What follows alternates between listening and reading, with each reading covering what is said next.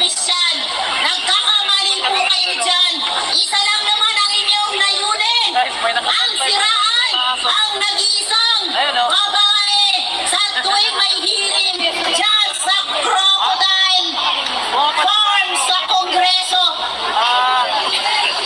Papayag ba tayo mga kababayan na pagkaisahan ang panggigipit sa ating mahal na Vice Presidente? Kaya po tayo nandito para ipaglaban ang babaeng sinaktan ni Marcos, sinaktan ni Lisa Per, Lisa Tanas, at saka ni ano ba yung tawag dito? Si Tambalos-Los kung tawagin.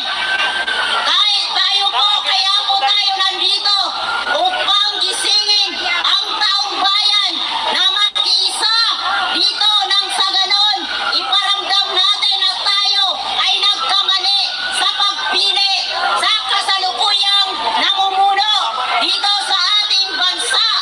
Dahil kung maayos ang kanyang pamumuno, wala naman po tayo sa harap ng IDSA's right.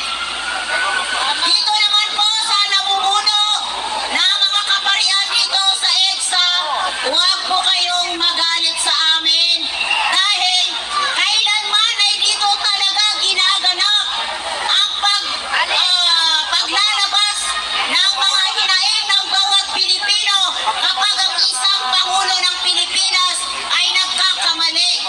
Dahil sa katotohanan, kung makikita nyo, harap-harapan na tayong niluloko dahil ang mga goldars ay ubos na po.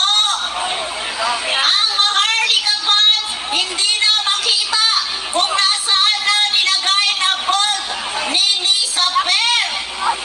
Baka mamaya sa pagpunta nila sa Abu Dhabi or UAE ay doon na tinago ang mga pera na galing sa mga mamayang Pilipino, lalo na ang mga taxpayers sa ating bansa. Tayo po ay nandito upang ilabas ang ating reklamo, ang ating mga hinaing na sa ganon nang magising ang mga taong bayan na natutulog pa ang kaisipan. Ako po ay isang Duterte supporters mula pa sa 2015 hanggang ngayon dahil po nakikita ko po ang tunay na malasakit ng mga Duterte, lalo na si Tatay Digong, dahil nabuo ang Duterte diehard supporters ng dahil po kay Tatay Digong. Isa po ang sasabihin ko sa mga taong naghikayat noong panahon ng 2016 eleksyon na ayaw naman talaga tumakbo ni Tatay Digong. Bakit hindi po kayo magpakita ng suporta dito sa EDSA's right? Yung mga nag-udyok kay Vice President Inday Sara na nang-iwan, ako po, para po iparamdam sa mga taong tinulungan ni VP Inday Sara, ang masasabi ko lang po, mga wala kayong utang na loob, wala kayong, ang sarili nyo lang, ang gusto nilang protektahan. Bakit ba tayo natatakot kay Bongbong Marcos? Ano ba ang meron si Bongbong Marcos? Ang pagkakaalam ko lang, ang alam niya ay suminghot ng cocaine.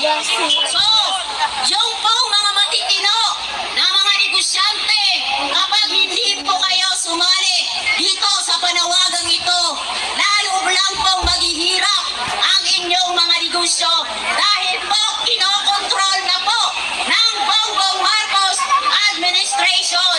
Paano na po ang kabuhayan ng mga taong nagtitinda sa mga kapaligiran? Tayo po ay magtulungan. Hindi ito usapin sa Marcos Duterte. Ito po ay usapin sa mga mamamayang Pilipino. So sa mga pangkalahatan na nandito na mayroong mga pamilya na nasa malalayo, pwede niyo po silang papuntahin nang ilabas natin dito ang ating mga